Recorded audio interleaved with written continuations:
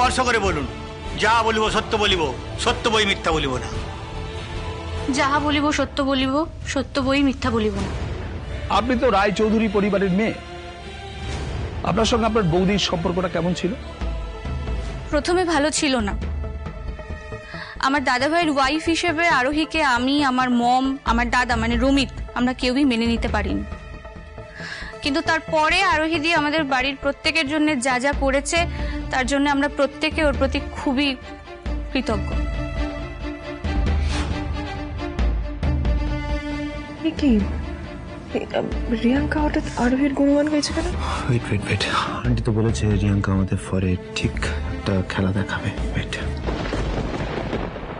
আরোহী রায়চৌধুরী আপনাদের বাড়ির জন্য ঠিক কি কি করেছেন, মানে যার জন্য এত তিক্ত একটা সম্পর্ক হঠাৎ মধুর হয়ে গেল?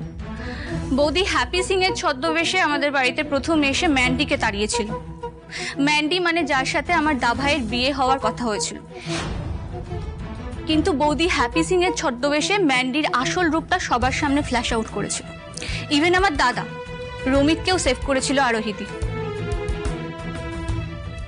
ছদ্মবেশ নিয়ে রমিতের মাথা থেকে সমস্ত কলঙ্ক সরিয়ে ওর বোন তিতলির সাথে বিয়ে দিয়েছিল।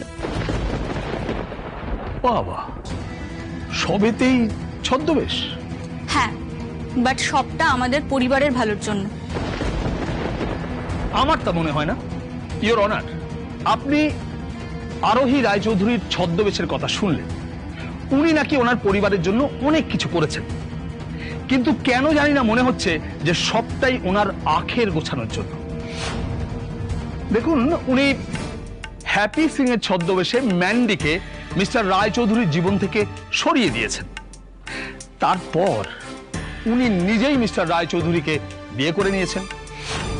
রমিতকে নির্দোষ প্রমাণ করে উনি ওনার বোনের সঙ্গে বিয়ের ব্যবস্থা করেছেন। এতে মনে হচ্ছে না যে সব কটা কাজই ওনার নিজের আখের গোছানোর জন্য, সবটাই ওনার নিজের ফেভারে যাচ্ছে? আপনি এইভাবে কেন বলছেন? আমি তো এরকম কিছু মিন করতে চাইনি। আপনার কাছ থেকে যা জানান আমার জানা হয়ে গেছে, এবার আপনি নিজের আসরে গিয়ে বসুন।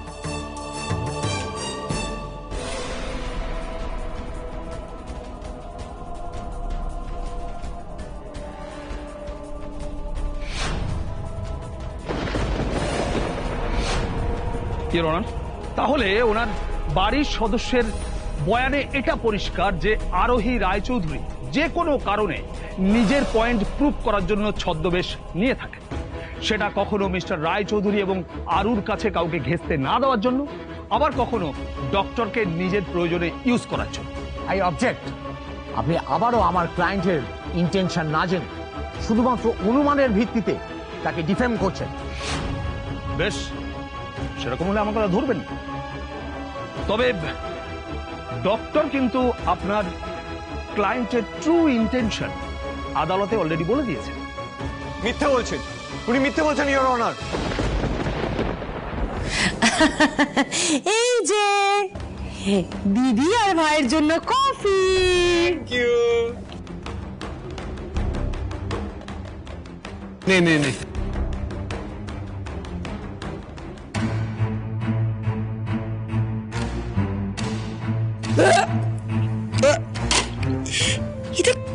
এটা কফি? হ্যাঁ, এটা কফি? এটা কফি না বিষ?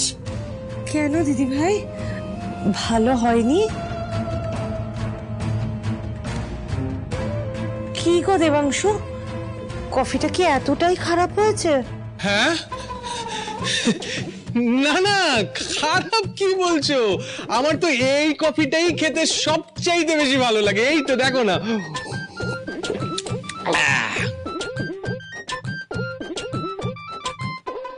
দেবাংশু, হ্যাঁ, তোর কি বুদ্ধির মতো জিভটা অসাড় হয়ে গেছে? এই কফিটা ভালো লাগে, এটা খাওয়া যায়? হ্যাঁ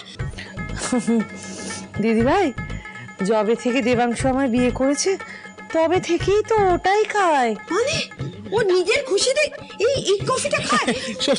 শোন না বলছি একটু অ্যাডজাস্ট করে নি না, একটু বুঝতেই তো পারছিস, একটু অ্যাডজাস্ট করে নি না সরি। কি সরি? তুমি নানা রকম দু নম্বরই করেছো, টাকা পয়সা নানা রকম কাজ করেছো, তুমি অ্যাডজাস্ট করবে, আমি পারবো না। কিছু আমি বলি কি দেবাংশু, বরং একটা দিদির জন্য কাজের লোক রেখে দাও, কারণ আমার হাতে রান্না বান্না দিদির বোধহয় একদম ভালো লাগছে না। তাছাড়া আমি তো অত ভালো রান্না বান্না পারি না, দিদির খেতে খুব কষ্ট হচ্ছে, তাই না দিদি? সে বরং দিদির পছন্দ মতো রান্না বান্না করে দেবে। কত আর টাকা নেবে? ওই মাসে 1010 টাকা নেবে, সে না হয় দিদি দিয়ে দেবে, তাই না? ভালো বুদ্ধি দিয়েছে তো মালবিকা। কম টাকার একটা রান্নার লোক রেখে দেবো, আর বাকি টাকা আমার পকেটে ঢুকবে। এটা কিন্তু তুমি দারুণ বলেছো মালু। একটা রান্নার লোক রেখে দিলে ভালোই হয়, বলো কি রে দিদি, তুই কি বলিস? বলতেও তো পারছি না যে আমার কাছে টাকা নেই, আর এখন সবটা নাম এটা অবধি আমাকে তো এদের বাড়িতেই থাকতে হবে। যা হচ্ছে এটাকে আমার এখন বাধ্য হয়ে মেনে নিতেই হবে। হ্যাঁ দিদি, হ্যাঁ তুই কি বলি, রান্নার লোক রেখে দি? আরে কি যে বলিস না দেবাংশু, না এ বাবা, তা হয় নাকি? আমার একটা মাত্র ভাইয়ের একটা মাত্র বউ, এতটা মিষ্টি মেয়ে, সে থাকতে আমি রান্নার লোকের হাতে রান্না খাবো? যা, খুব ভালো হয়েছে কফিটা, দারুণ হয়েছে। কিছু তো একটা ব্যাপার আছে যেটা কিছুতেই বুঝতে পারছি না। নইলে টাকার কথা উঠলে এই যে কোটি কোটি টাকার মালিক, সে এত গলা শুকোচ্ছে কেন? কারণটা আমাকে খুঁজে বের করতেই হবে। এই মহিলার হাবভাব আমার ঠিক লাগছে না। বলছি এসব ছাড়, আগে এইদিকে কনসেন্ট্রেট কর। ইওর অনার, আমি আরেকবার মিস্টার অনিরুদ্ধ রায়চৌধুরীকে কাঠগড়ায় ডাকার অনুমতি চাইছি। অনুমতি দেওয়া হলো। Thank you. Mister Roychowdhury, Mrs Roychowdhury তো ধনেশগঞ্জের মেয়ে, তাই না? তো উনি হঠাৎ আপনার বাড়িতে এলেন কেন? চাকরির সূত্রে। ও, কি চাকরি? আমার মেয়েকে দেখাশোনা করার চাকরি। বাবা, এত বড় একজন বিজনেসম্যান শেষে কিনা নিজের মেয়ের গভর্নেন্সকে বিয়ে করল। স্ট্রেঞ্জ।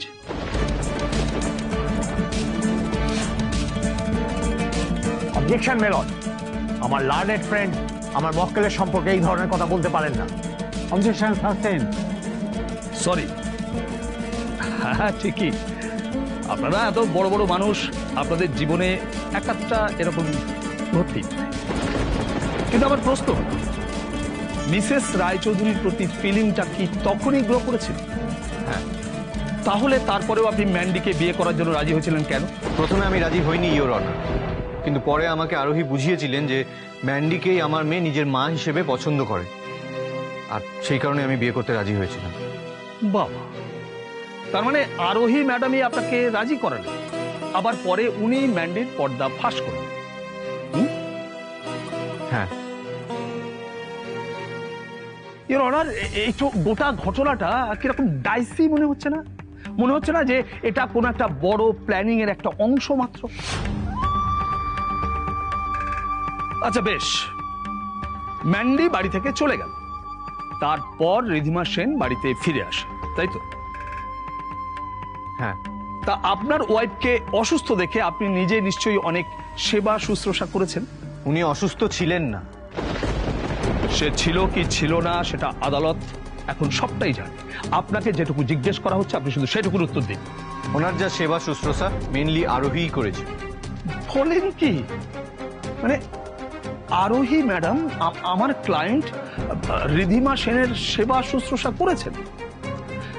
আচ্ছা, তার মানে তো উনি চাইতেন যে আপনার স্ত্রী আপনার কাছে আবার ফিরে আসুক, মানে আপনার জীবনে ফিরে আসুক। হ্যাঁ। আর আপনি কি চেয়েছিলেন? আমি চেয়েছিলাম আরোহীর সাথে বাকি জীবনটা কাটাতে। এত বছর পরে আপনার স্ত্রী আপনার কাছে ফিরে আসার পরেও আপনি অন্য মেয়েতে আসক্ত হয়েছিলেন, তার মানে তো আপনার চরিত্র নিয়ে আমার সন্দেহ দেখা দিচ্ছে। অবজেকশন মেলন, উনি আমার ক্লায়েন্টের চরিত্র নিয়ে কথা বলতে পারেন না। আপনি এই কেসের বাইরে গিয়ে কথা বলবেন না। আই এম সরি, এবার আমি রায়চৌধুরী পরিবারের আরেকজন সদস্যকে কিছু জিজ্ঞাসাবাদ করতে চাই। মিস্টার রায়চৌধুরীর পিসিমা শিবানী রায়চৌধুরীকে আমি কাঠগড়ায় ডেকে নেওয়ার জন্য অনুমতি চাইছি। Permission granted.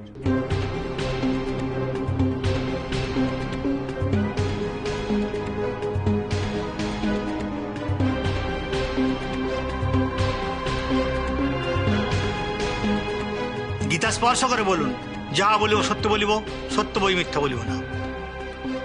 যা বলিব সত্য বলিব, সত্য বই মিথ্যা বলিব না।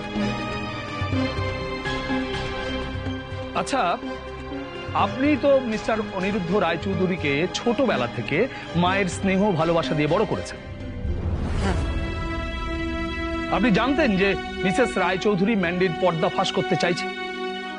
হ্যাঁ, জানতাম। মিসেস রায়চৌধুরী যে ছদ্মবেশে এই বাড়িতে এসছে সেটাও তার মানে আপনি জানতেন? না, আরোহী বলেনি, কিন্তু আমি জানতে পেরে গেছিলাম। আচ্ছা, রিধিমা সেনের বিরুদ্ধে যে সমস্ত প্ল্যানিং প্লটিং হচ্ছিল তার মানে সেগুলো আপনি জানতেন? জানতাম। তাহলে আপনি ওকে বলেননি কেন যে ওকে ফাঁসানোর চেষ্টা হচ্ছে? ইওর অনার, কেউ কাউকে ফাঁসানোর চেষ্টা করেনি, বরং রিধিমার মুখোশটা আরোহী ছিঁড়ে ফেলেছিল সবার সামনে।